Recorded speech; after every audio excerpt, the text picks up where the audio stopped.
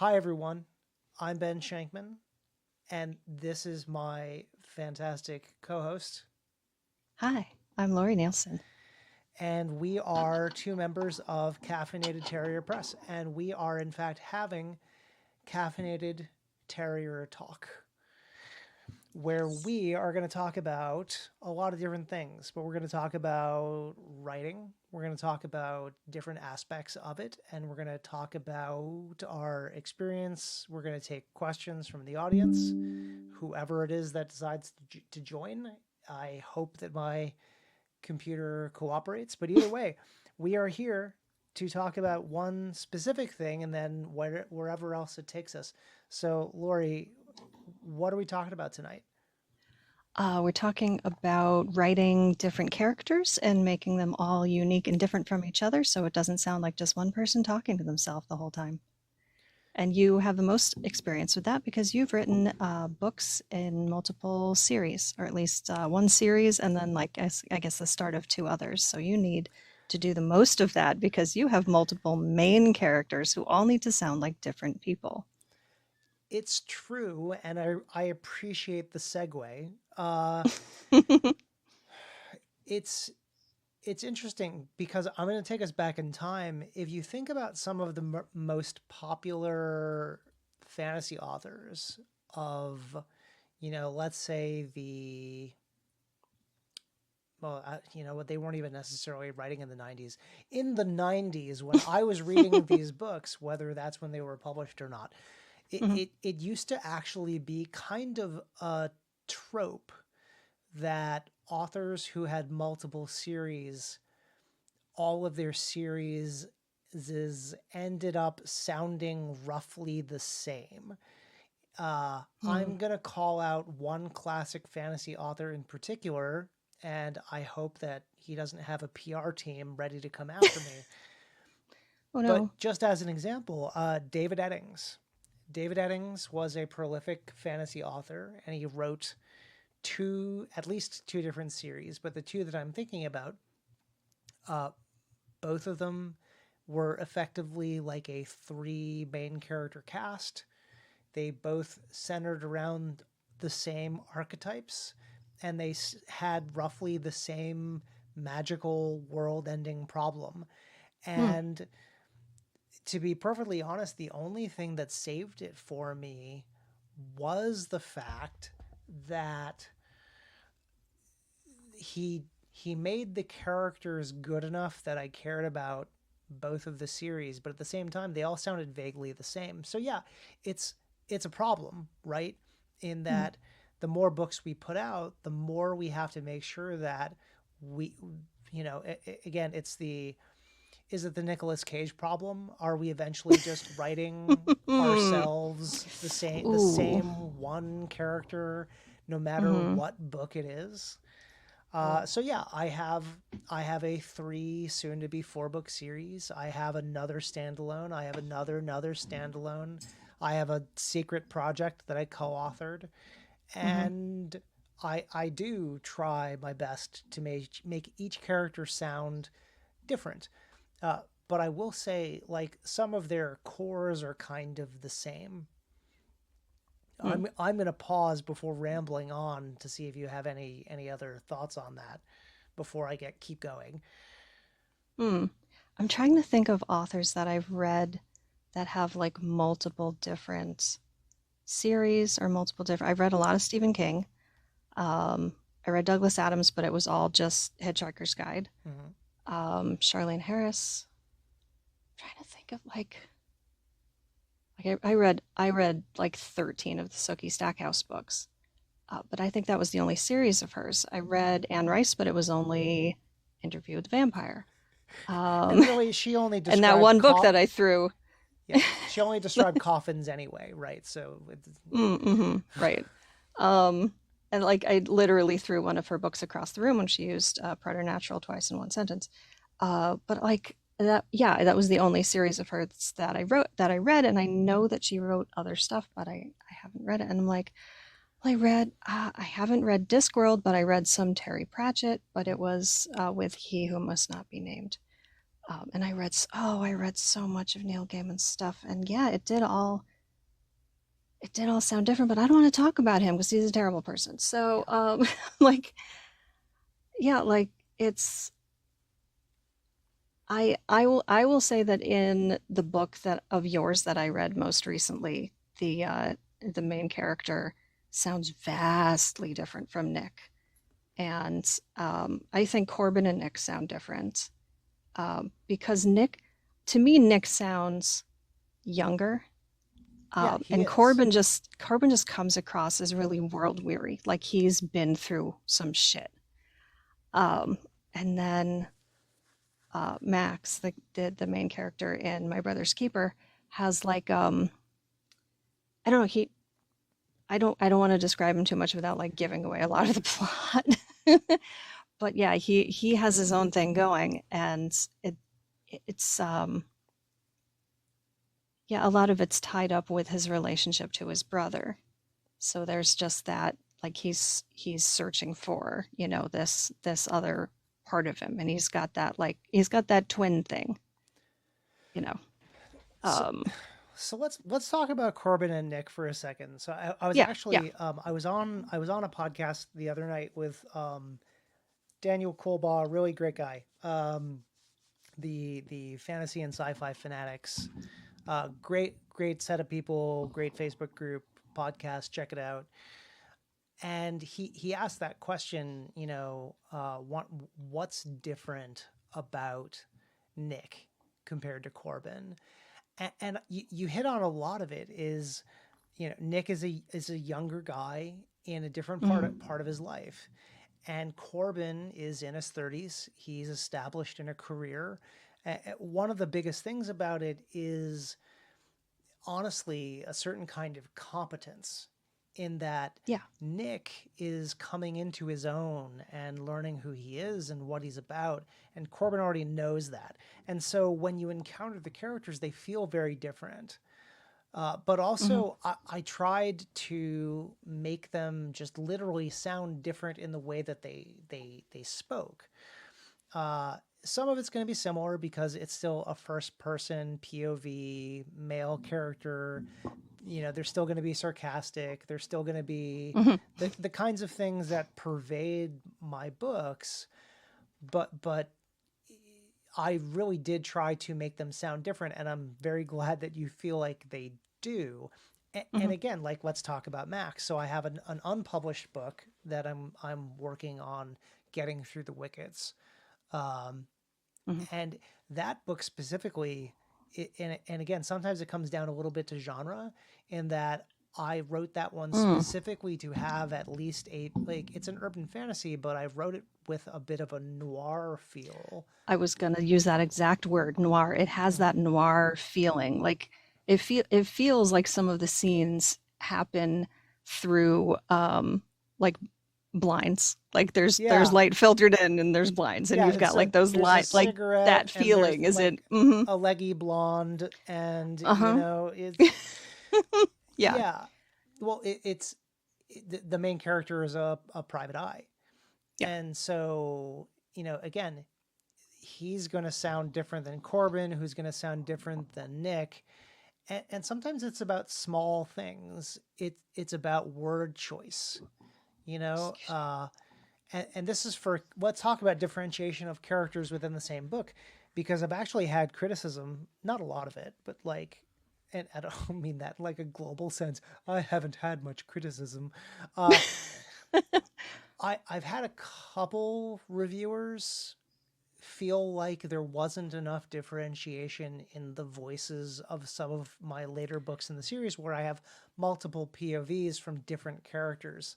So for example, in the second book, Oh. I've had at least one person say that Nick sounds like Amy and Amy sounds like Nick, to which I I don't agree with that.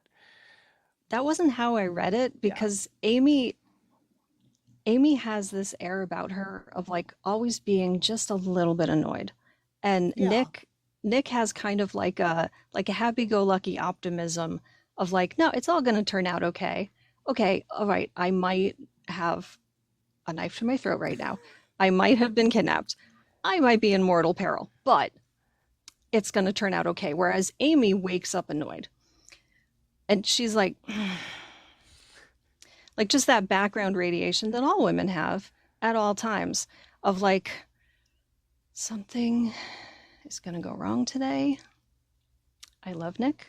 I do eventually. But the man bothers me on a fundamental level just a little bit. You can't fully love a man without being just a little bit annoyed by him at all times. Like, I feel that from her in the pages. I don't know if that's just me reading into it because I am also a female and I also have the background radiation of just being annoyed at all times by someone about something. Um, that optimism of youth is gone, and it might be because I'm in my 40s. I try to shed it a little bit when writing Alice because she's younger than I am, but I feel like they're different. And then also when in the third book, when you add the third character, I Which feel like thank you he's for not different as well. mentioning who that is. Yeah. The Because it's a third character spoiler. also exactly feels different. He has more of like a little bit of manic energy about him. And like I did some shit I gotta fix. So they all have different energies about them. Yeah, and sometimes it's just down to word choice. I will say I do believe in the second book, Amy is the first character to drop an F bomb. That fits. Intentionally. It Mm-hmm. was, it was, well, Nick isn't really like, this really isn't a very blue book in that a lot of um, there's not a lot of swearing. It's only Mm-hmm. poignant type stuff. Oh But yeah. I intentionally, again, when it comes to word choice, you can't have all the characters use the same words because Right. then they are going to sound the same. Uh, I'm going to go off on a tangent and talk about a really prolific, popular author. His name rhymes with Random Banderson. Uh, it's the Stormlight Archive. It's Brandon Sanderson. Oh. Yeah. Uh, and it, I don't know if it's because he's Mormon, but Hmm. all of his character, like his world, has like two swears in it, and they're made up. Hmm. Oh, wow. Like there's storming and there's resh, and like that's it. And everyone uses them. And so it's a funny little quirk, and he has to have done it intentionally. Mm-hmm. But to me, it makes everyone sound in some way fundamentally similar in a way that I don't care for. I honestly thought you were going to say it makes everyone sound insane. I mean, Uh, in context of the book, oh, the swears make sense, but the yeah. fact that Okay. there are two of them and they are used prolifically, like if you went down one page and counted the number of times someone said storming or storms or some variation thereof, like you would probably like not be able to do it on one hand. And again, like personal choice. But one of the things that I try to do is I don't want my characters to swear the same. I want Amy to Uh-huh. say fuck, and I want, other characters to say something else. And unless it's absolutely appropriate that they do so. And I get it, swearing's colloquial, and we should do what's appropriate for the modern language, but at the same time, like it's that's just my point is word choice matters when it comes to the dialogue of your characters to make them sound different. I just kicked something over on the floor, so I had to pick that up. Okay, you do that. Why? I'm so clumsy. Technical difficulties. It's an old laptop that was balanced on some stuff, and I kicked it over onto my foot. Okay. Okay. That's better.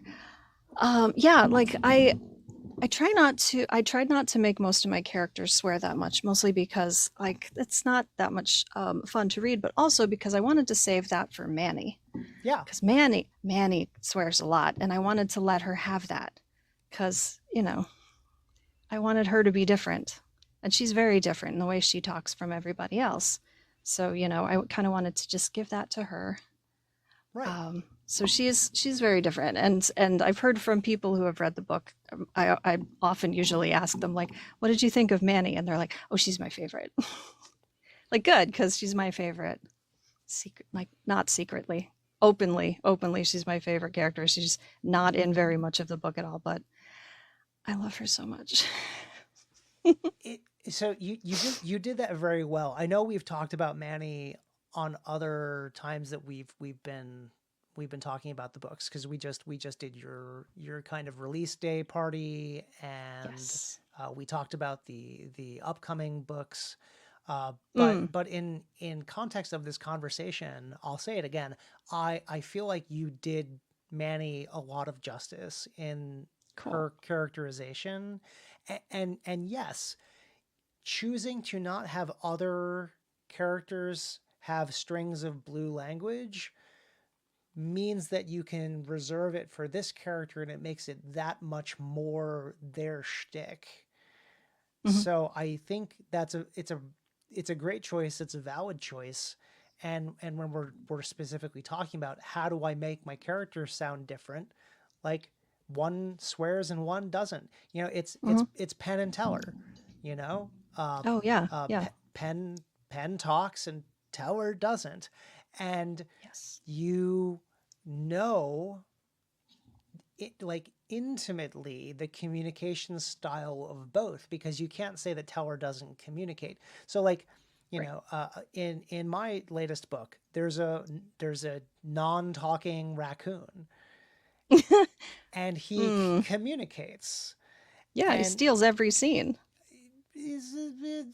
I, it's funny. Like I love him. I love him. We all Somehow, do. like in some ways, I almost wish he wasn't everyone's favorite character, except I knew writing him it was going to happen. So I just have to accept that and move on. Yeah. We love our trash pandas. It's true. Especially like in this day and age. But back to the topic of differentiating character voice. Mm. What a character does not say is just as important as what they do say. Mm. And Celtic's on here, Team Scratch forever. Yes, we understand. Yep. We're here. We're solidarity for Team Scratch.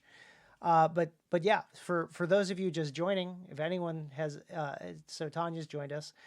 We are talking about Mm. how it is that we differentiate character voice. So not Mhm. necessarily like, so not talking in a voice that isn't your own, but just when you have multiple characters in a book, because most books aren't a one room drama with a single character brooding into the everything. Yeah. How do you differentiate that? What do we do? How do we make sure that all the characters don't sound the same? uh Lori, have you thought of any examples from things that you've read or experienced? And it doesn't have to be books. Like we can also talk about other things. Like there's other media where characters are too one note or monotone. So like what have you Mm. experienced in this regard? Um, well, the thing that just popped into my mind is I loved Buffy the Vampire Slayer, the show, but looking back at it now, most of the characters all talk the same. Like it was a bunch of teenagers that all talked like adults. They had the same exact kind of quirks in the way that they spoke. They had the same exact kind of slang. It was very clear they were all kind of written by the same person or the same very small group of people. And if you were to just spout out one of the lines and say which character said this, it might be kind of hard to tell. Just, as a quiz, like which character said this thing. Some of them are obvious, like Cordelia said the most bishy things. And sometimes Willow said some really quirky, cute things that no other character could have said. But like a lot of the lines could have been said by any character. If you were just reading it, it might be hard to tell, honestly. Yeah, so you know, think about that. It so yes, I I don't want to give them the benefit of the doubt, but like the reality is these are all supposed to be high school kids, right? Yeah. so having them have a similar level of education, they all grew up in California Valley, and so having similar slang maybe makes sense. But Hmm. I'll agree with you. They were all written as hyper intelligent. Well, okay, maybe not Xander. Mostly Okay. hyper Yeah. intelligent characters, and yeah, the dialogue was witty, and a lot of it was kind of like similar notes. But even those characters, at least I think a lot of those characters were built on archetypes, which again, if you Hmm. want to think about how do I differentiate my characters, you have to decide what kind of person they are, what kind of character they are, but also what level of education did they have, where did Hmm. they grow up, are there regionalisms that they should be using? Right. Should the transplant from Wisconsin call the water fountain a bubbler? And then that Mm. completely sets them apart from another character. You write Jay in Down the Rabbit Hole, Hmm. and Jay's got a Cockney accent that everyone's gonna love, and some Yeah. Americans are apparently not gonna understand, and Mm. you know, Yeah, so he uses different words for yep, things. I leave the G's off of gerunds, mm-hmm, and doesn't have a D on. There were a few words that I wrote differently. I didn't want to fall down the rabbit hole, as one would say, of writing his accent completely the way that it would be written, mm-hmm, because it would be impossible. It would be really annoying. I've tried to read things like, that's one thing that bothers me about Stephen King, is sometimes he writes an accent way too literally, like phonetically, and it becomes difficult to read. I tried to read the book James recently, which is from the perspective of Jim from like the Huckleberry Finn, mm, Tom Sawyer books, and I have to get it as an audiobook because our friend Andy read it. He listened to it as an audiobook and he says it's amazing, and I can tell from trying to read it that it's great. But trying to read the accent where he talks in like his yes sir, when slave accent and stuff, it's really, really hard for me to read a literal accent out on the page, and I didn't want to write like that. So I just chose to do a little bit of a nod to his accent on the page, but not completely all the way, because it's just, it gets hard to read. right. But it does come through, It comes through, and yeah. it sets him apart. Great. It's because you could say Jay I'm glad you like him. spoke with a Cockney accent. And for people who know what that means, great. And granted, like we've all, Yeah. everyone watches The Boys now, and so Oh, if yeah, he if sounds like that. if we don't know what a Cockney accent is at this point in popular media, shame on us. Right. But but you not only described the character as having an accent, you went so far as to tweak the dialogue such that it's Oh, clear. thank you. So again, it sets the character apart. It gives their voice some uniqueness compared to everybody else. Yeah. And I'm gonna make a comparison. If you made what's the name of the realtor? Oh, Maddie Madison. Yeah. Yeah, So and she's a lot like excitable. right, but So, if you made her like 10% bitchier and made her swear a lot, she might sound like Manny. hmm. So Yeah, like, but she's but she's she's not. not Yeah, bitchy. She might be a little gossipy yeah. sometimes, but she's not bitchy. She's really excited about life, and she drinks a lot of smoothies, so she's got a lot of energy because there's so much sugar. Yeah. She came through also. Like so again, think stereotypes, think archetypes. She Yeah. is the stereotype of a rich neighborhood realtor.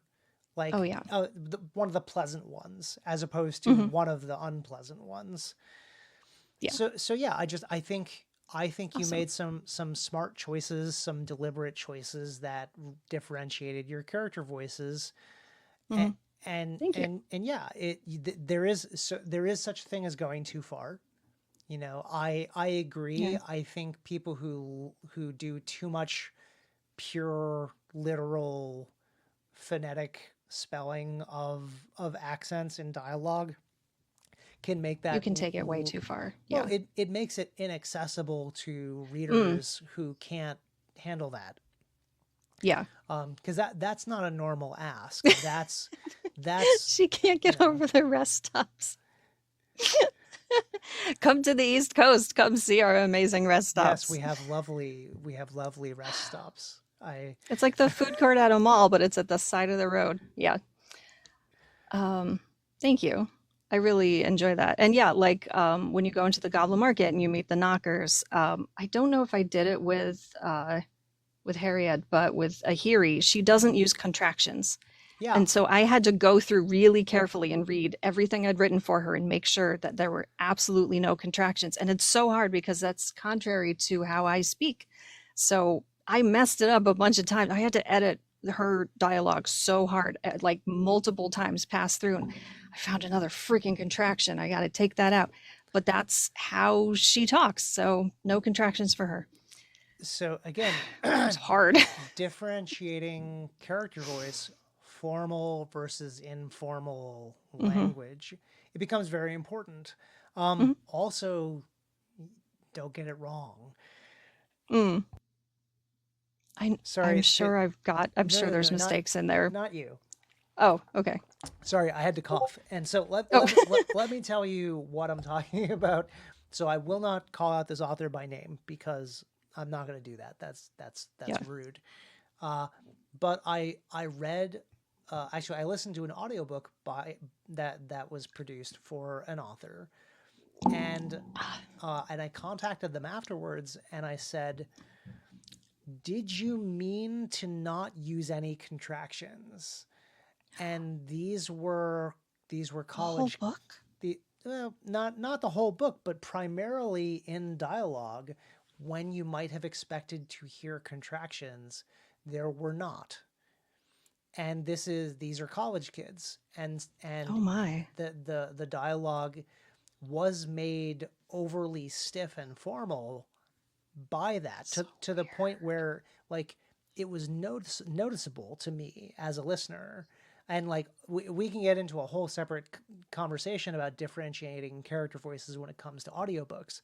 weird. uh, but this was this was clear, and I think it would have been clear even to someone not listening to the audiobook. You would notice in dialogue for younger people there were almost no contractions, and Oh, it made it odd.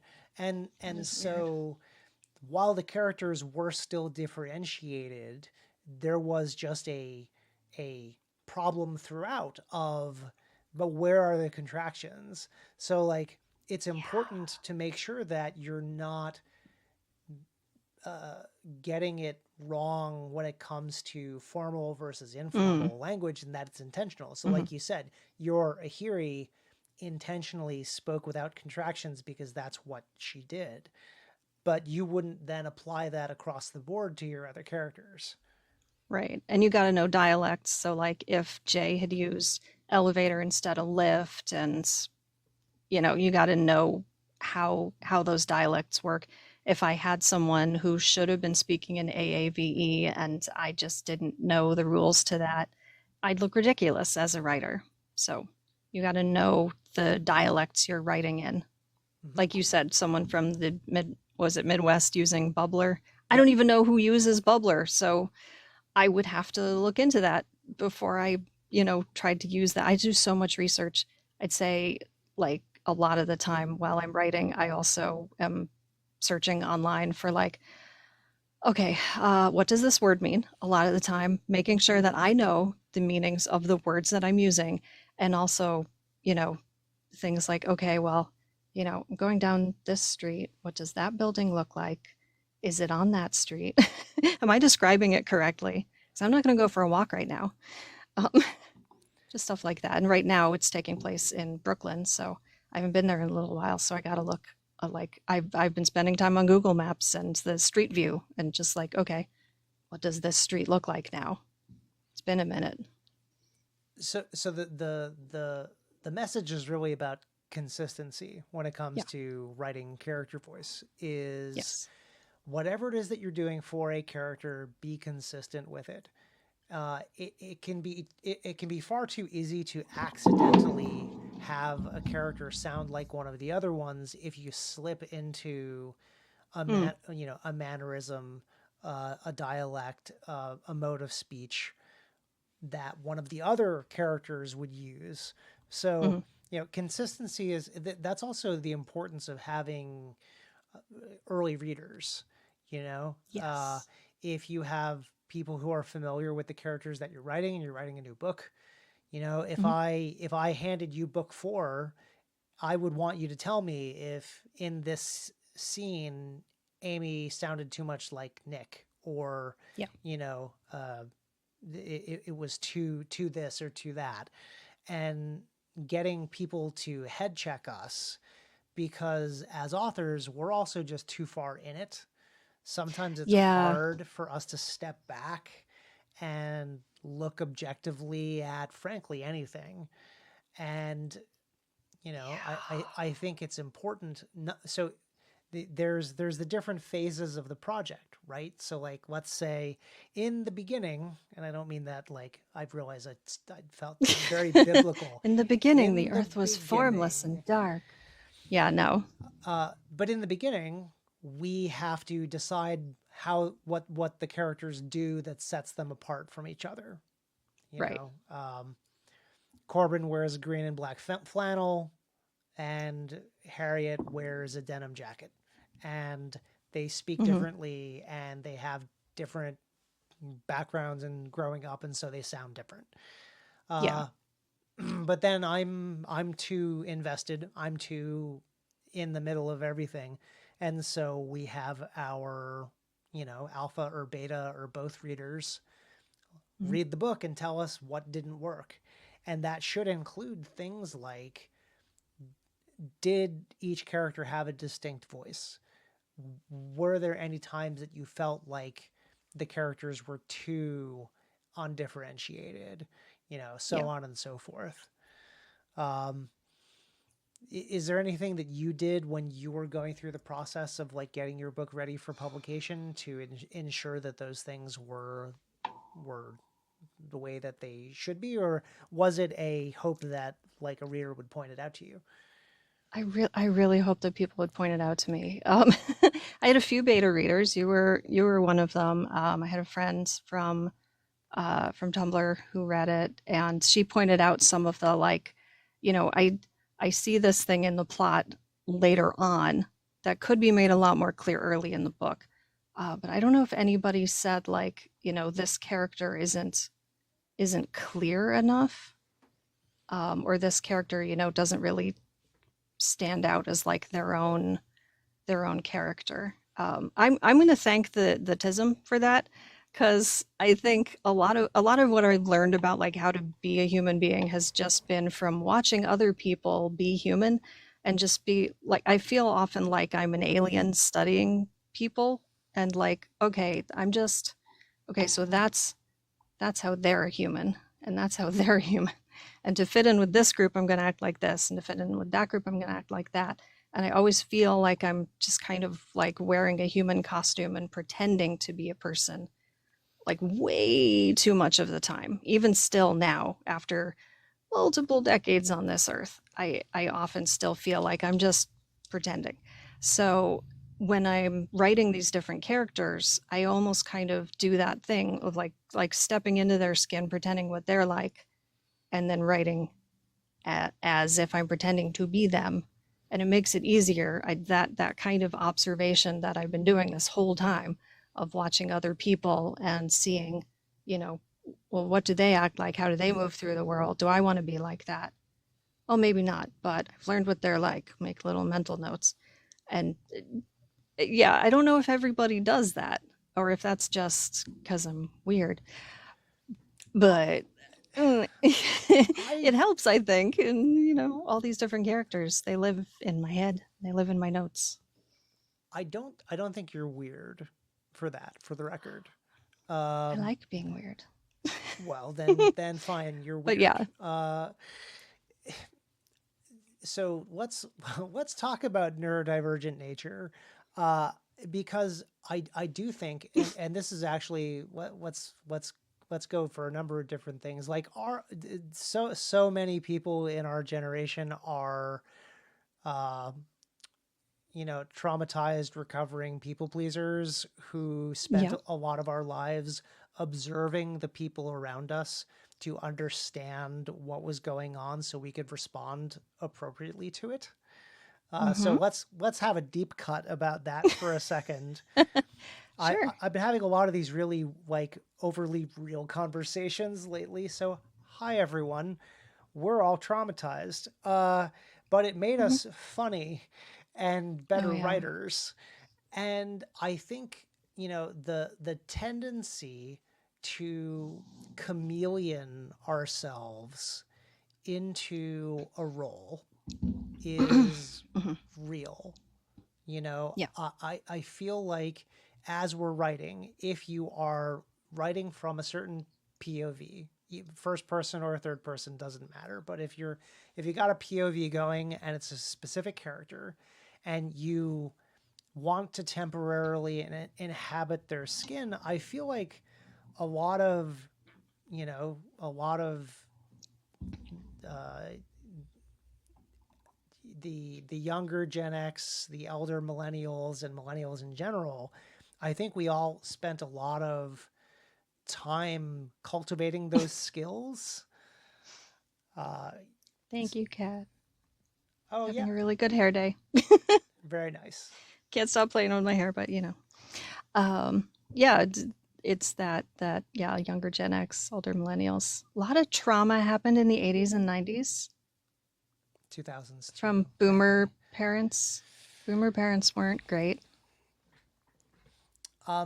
But again, But yeah. the whole point of that wasn't to like send us Oh no, we're so down a road. damaged. Uh, Oh. but just to say, it makes sense that our perspective is to plant yourself firmly in the point of view of a character that you're writing from and imagine what it is that they might do and do Mm. that with some amount of accuracy. I, I Hmm. will say I don't know how, and like anyone who's watching, if you want to put in the comments, um, I don't know how low the bar is when it comes to differentiating characters, in that I feel like unless you really screw it up, it's not that hard to do. Uh, Hmm. Ultimately, like it's important that you do it well, but for it to be bad enough that I notice, I think it usually has to be pretty lackluster, you know? Uh, Hmm. so all I'm saying is I don't feel like, and this is why I guess it's especially disappointing when you read books that have multiple one note characters and it's all the same note, is Hmm. how hard would it have been to do that? And I'm not Yeah. sure, like I asked the question, I don't actually know the answer. Maybe it's harder than I think it is. Maybe we've just cultivated the skills to do that without thinking too hard about it. But Hmm. I feel like the bar is low enough that it's accessible. Like there are so many books written that do not have any kind of feedback. Like, hey, all your characters sound the same. Um, but yeah, Hmm. maybe I'm exaggerating. I'm not sure. Yeah, I'm trying to think of bad examples of like people who've done that. I don't know. I mean, that one guy that we read a little bit of that story Oh of yeah. where everyone is mad. So We're not gonna let's talk do we about something else. No, no. yeah, So you bring I don't think we want to something talk up. about that. I actually think one of the biggest traps that people will run into is when they are not writing other perspectives appropriately. So, like for example, if you're bad at writing women, your Hmm. women are like oftentimes for, and especially if you're thinking about like older fiction, the women portrayed in many books are roughly the same, and they're also all roughly portrayed very badly. And so, like, if you're bad at writing women, you're going to be consistently bad at writing women. And so, all of your women characters are going to suffer from the same identity problem, in that in that they're all gonna have the same flaws or the same tropes or the same stereotypes. Uh, yeah, Hey, I don't know about you, but every time I wake up in the morning, the first thing I think about is my boobs and how bouncy they are. And then every time I move, that's all I'm thinking about is the physics surrounding my boobs and just how and how boobily. boobily they bounce. Yep. Oh, can't go down a set of stairs without the physics of boobology. No, yeah, there's some men that are really bad about that, which is partly why I think I've read a lot of like the older things I've read, women authors, Jane Austen, Jane Eyre. And Jane Eyre was not an author; that was a book. But yeah, it's no, but I've also read a lot of male authors, and they just decide not to write about a lot of women. Um, Yeah, Jules Verne, H.G. Wells, Arthur Conan Doyle. Not a ton of women in those books. Arthur Conan Doyle didn't do too badly. The one woman I can remember being in the stories was Irene Adler, and she's one of the only women who ever outwitted Sherlock Holmes, so I'm pretty good with that. But for the most part, almost every character in the Sherlock Holmes stories was a man anyway. So he was kind of just like, well, I don't know how to write a woman, so I'm not going to write about a lot of them. I'm just going to have one, and she's amazing, and then I'm just going to not touch it. I feel Um, like if more authors took that tact, they'd be more successful for it. yeah. But I also And yeah, like Tolkien. I realize we've gone far afield. We've gone bouncing boobily Yeah. down the path. So the the can of worms, I think, around characterization is a big one. You Yeah. know, Well, they say write what you know, so to a certain extent there's things that we don't know that we just can't really do justice to when we try to write it. Like I couldn't fully understand, what it's like to be an undocumented immigrant living in the United States. I'm probably not going to be able to tackle that in my books because while I have listened to many, many stories of undocumented immigrants and their struggles and everything that they've lived through, I could only barely touch the surface of that in my stories.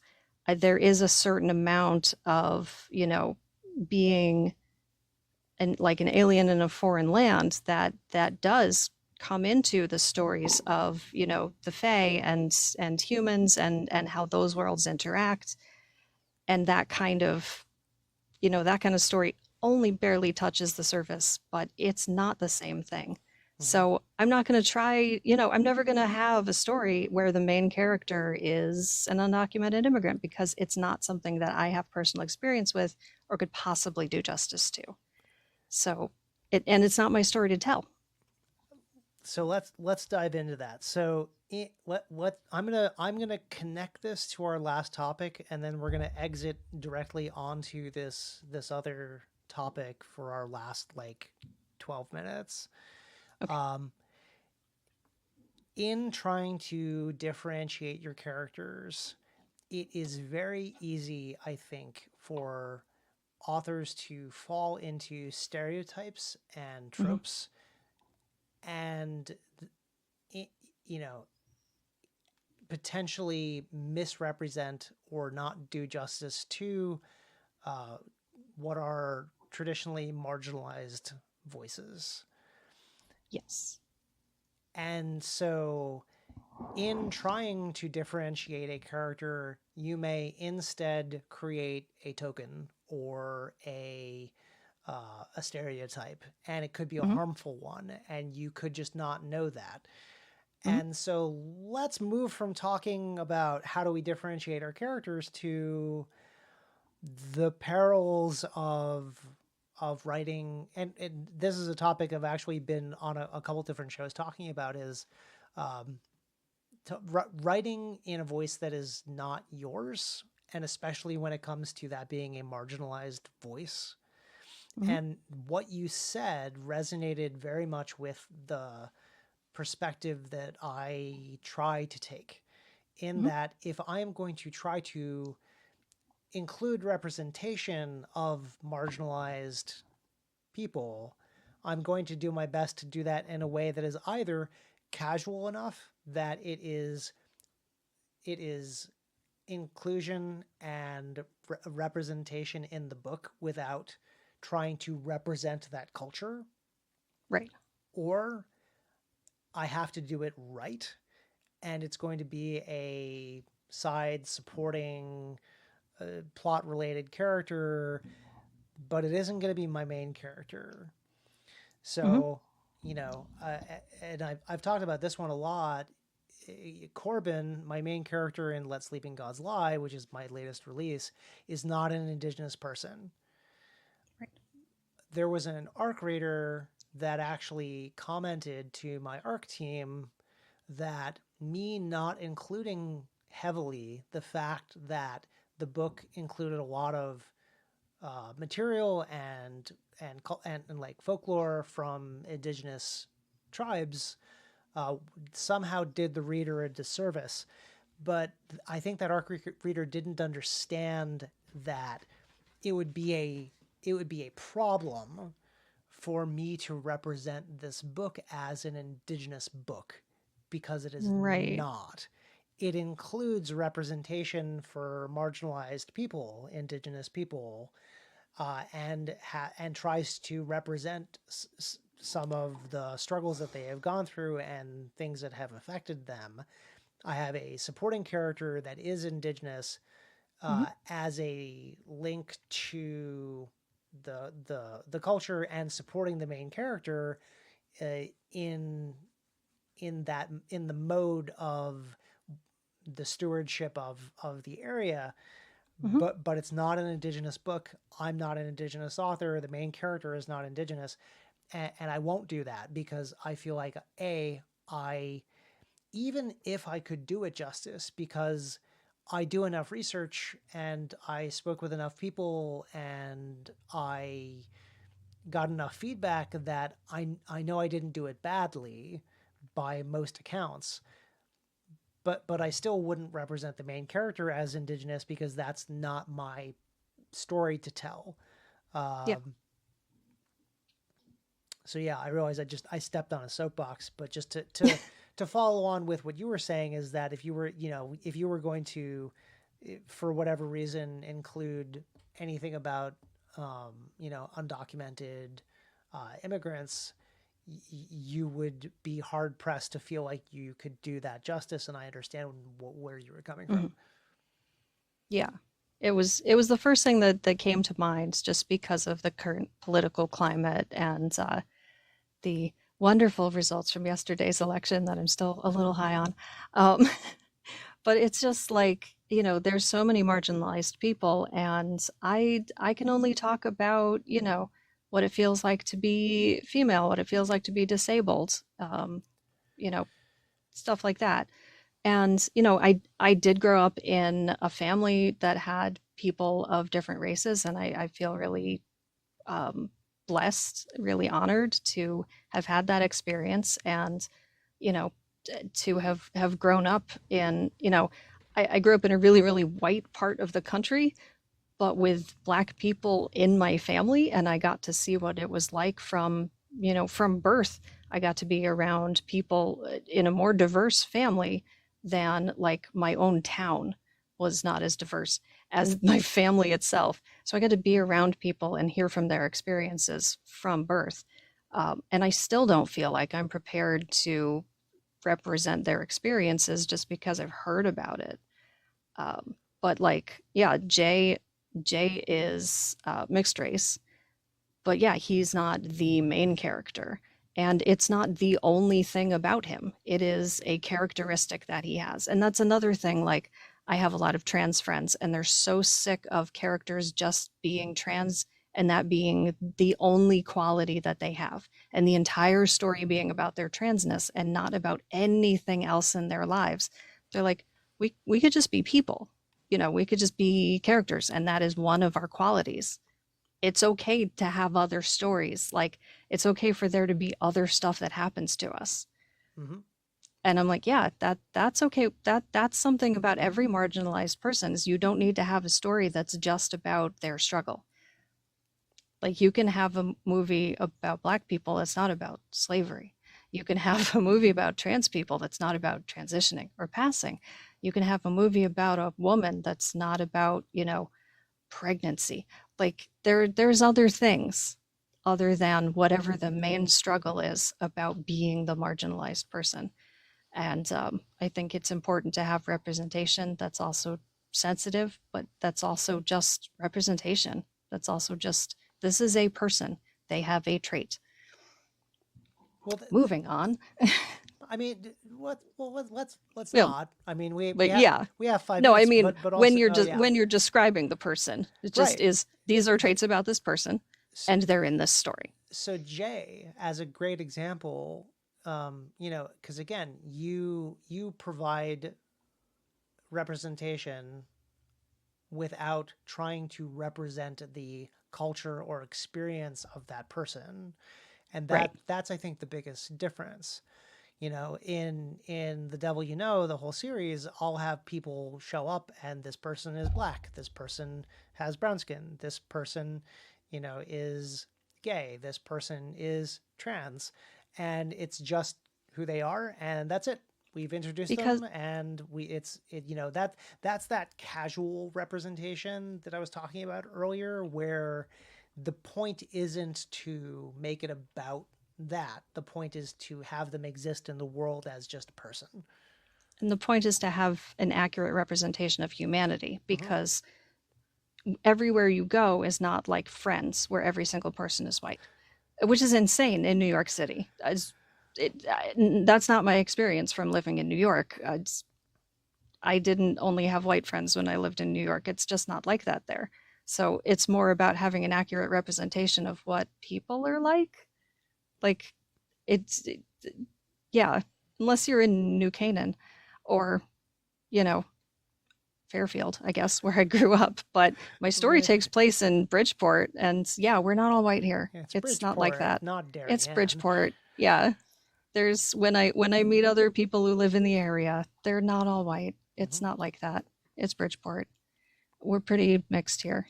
So I just try to accurately represent that because yeah, it's like a melting pot or a tossed salad or whatever you would call it. There's all sorts of different people here. It's just about accurate like demographics. So to that point, and I suppose like to drag it back full circle before we have some final thoughts and sign off.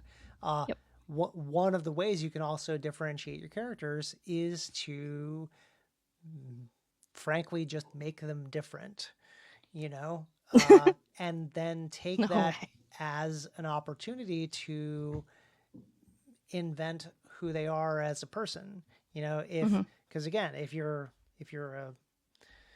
if all your characters are white, then like there's some lacking of diversity in there, but also that may lead to uh, less rich character diversification when it comes. Which part? Just having everybody be white, like Oh, because you're sure. because you're like scared to represent anybody else is just a little like, but why? Well, so this is that spectrum. There's the I'm let's say there's like two ends of the spectrum. There's I'm a white person willing to write uh, a main character POV for a marginalized person, which is what we just talked about, the fact that we won't do that. And then there's the white person who won't write Mm-hmm. any diversity into their books because it isn't a perspective that they've personally experienced. And it's a spectrum, people. Like we can live somewhere in the middle Oh and yeah. provide representation and diverse casts of characters without making it feel like we're trying to represent a culture that we're not a part of. So like some people are Yeah. overly It's a afraid. balance. Like there are definitely Mm. people who would look at my book and say that they would not have written it at all because it includes indigenous culture and folklore that is of a culture that I am not a part of, except I did my damnedest to be very, very clear about what the book is and isn't. And you did the work of actually consulting with the tribes of the area. Like you talked to people and did consulted with people. Like you didn't just go, oh, I'll wing it. Right. You did work.